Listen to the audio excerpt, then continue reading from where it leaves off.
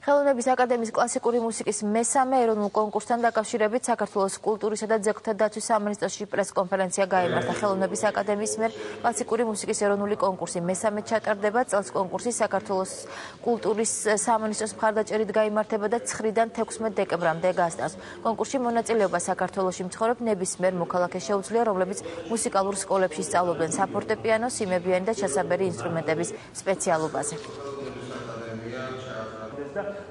ნებისმიერი კონკურსი ეს არის წინ გადადგმული ნაბიჯი.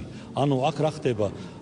დედაქალაქის მცხოვრები ახალგაზრდა პიანისტები დამატებული კიდევ პლუს რეგიონებიდან ჩამოსულები მეორე კლასიდან მე-12-ში ჩათვლით არ მარტო ფორტეპიანო, ასევე არის სპეციალობითი ჩასაბერი ინსტრუმენტები, არის სიმებიანი ინსტრუმენტები, რომლებიც მიიღებენ მონაწილეობას, რაც საშუალებას მოგცემ ჩვენ საერთოდ დონე შევაფასოთ. ეს არის უნიკალური კონკურსი თავისი ყოვლის მომცველობით და თავისი წამქეზებლობით და რა ქვია, სტიმულის მიმცემობით. კონკურსი არის ის, რომ გამოვლინდეს 3, 4, უკიდურეს შემთხვევაში 5.